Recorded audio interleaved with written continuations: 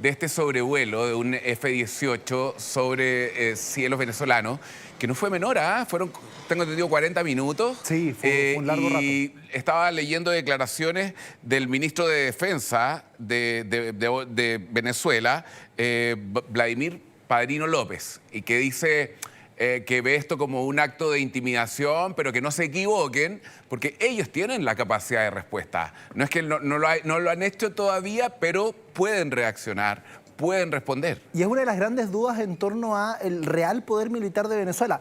Sabemos que en los números Estados Unidos es totalmente superior, ¿no? Estados Unidos ocupa el lugar número 1 en fuerza militar, mientras Venezuela está en el puesto 50 más o menos. Pero la duda era en torno a si efectivamente países como Irán, como China, como Rusia, prestaron armamento a Venezuela, que Maduro lo ha dejado entrever, pero no ha mostrado nada. Todos los ejercicios que hemos visto de despliegue militar venezolano han sido soldados, han sido helicópteros del armamento que ya les conocemos.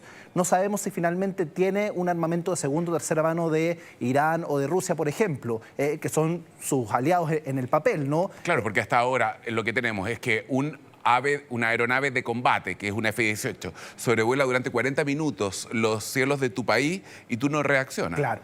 Entonces, sí. También es como decir, wow, ¿por claro. qué? Y yo creo que tiene que ver también con esta idea de quién dispara primero, ¿no?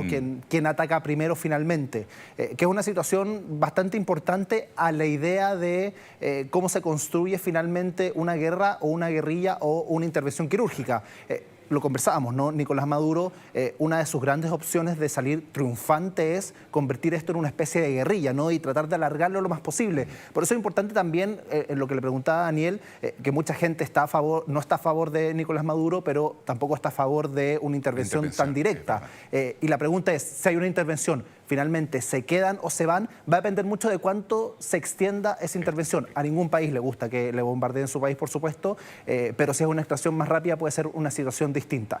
Te comentaba que Gustavo Petro tuvo reacciones ayer en torno a esta escalada de Trump decirle, usted es el siguiente si no se pone las pilas, y en torno también a lo que vemos en imágenes, ¿no?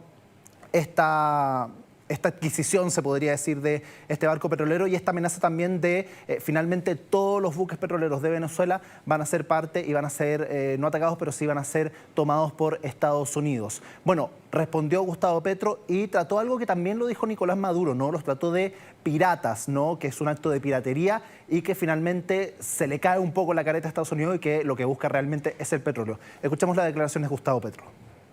Acaban de incautar un barco, es piratería, petrolero, es petróleo. Es decir, están demostrando por qué están haciendo lo que hacen. Petróleo, petróleo y petróleo. Según el Wall Street Journal, esto representa un golpe directo a la estructura financiera que sostiene el régimen, porque la nave confiscada aportaba en petróleo un valor aproximado de unos 80 millones de dólares, lo que equivale casi el 5% de lo que Venezuela destina mensualmente a la importación de bienes.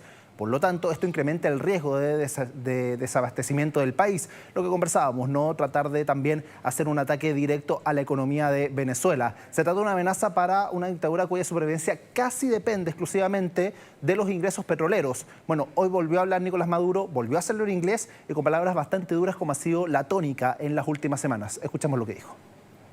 Imbéciles, estúpidos, los que creen que es un hombre. No es one man. Son millions, the people, the Republican Bolivarian de Venezuela. Respect, estúpido.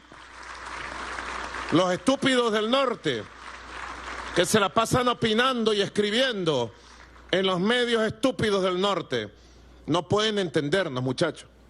Endurece el tono nuevamente a Nicolás Maduro. Endurece el tono. Pero fíjate que lo que plantea Petro no es menor, porque en el fondo una de las grandes preguntas en toda esta crisis es si lo que realmente quiere Estados Unidos es el petróleo venezolano o no. O sea, las principales reservas de petróleo probadas en el mundo están en Venezuela. Y tal vez lo que muchos analistas plantean es que Estados Unidos busca disfrazar esto como una guerra contra el narcotráfico, porque podría haber dicho ¿por qué Venezuela y por qué no Colombia? Que es sabido que es un país donde se produce la droga que entra a Estados Unidos. Entonces, no es menor tampoco hacerse ese tipo de preguntas, ¿no? Sí, y Petro, en la declaración, que es mucho más larga, dice también que por qué finalmente hacen un ataque contra ellos si, a ver, si realmente Estados Unidos, y esto es lo que dice Petro, quisiera atacar a los narcotraficantes, trabajaría con nosotros, porque Claro. ¿quién más sabe de los mares o la forma de trabajar que el gobierno de Colombia? Lo que pasa es que para Donald Trump, Petro no es el presidente de un país, Claro. es el líder de una red de narcotráfico. Entonces no lo ve como un par, lo ve como una es persona. el enemigo finalmente es el en esta enemigo, guerra contra exacto, el narcotráfico. Exactamente. Y va a ser también interesante cómo va escalando esta situación con Colombia, no solo desde el lado de la diplomacia, que sabemos que está bastante quebrada. De hecho, se le preguntaba a Donald Trump si se iba a reunir con Petro y él dijo, no tengo por qué reunirme con él. Y Petro, por su parte, dijo, bueno, si quiere hablar, que venga a Bogotá, yo no voy a ir a Washington. Que es cada vez más complicado. Claro. Ambas opciones son extremadamente difíciles de que se concreten. Ahora, incluso Estados Unidos saca a Colombia de los países que colaboran con la lucha contra el narcotráfico. Sí. Lo saca de la lista. Sí, y por autonomacia lo agrega a la lista de, no los enemigos directamente, pero sí al menos los países que... Hostiles. Claro, que no están ayudando en este trabajo contra el narcotráfico. Y volvemos a lo del petróleo, es súper decidor porque marca también un nuevo capítulo o un nuevo tono, porque los ataques que habíamos visto o las actuaciones militares que habíamos visto habían sido contra supuestas narcolanchas.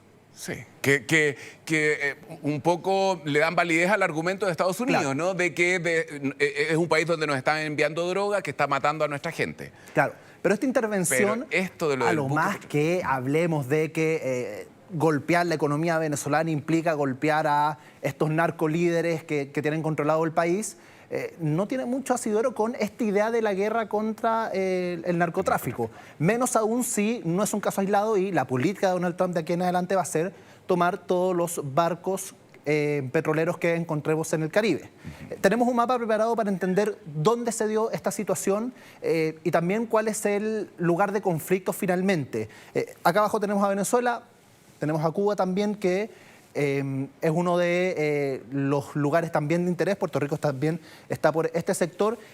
Y en medio de este sector habría sido esta intervención. Recordemos que todo este sector está lleno de portaaviones, Claro. de barcos estadounidenses, más todo lo que está en Puerto Rico, en Trinidad y Tobago y en distintos lugares de Centroamérica que están funcionando, sobre todo Puerto Rico, como base militar prácticamente.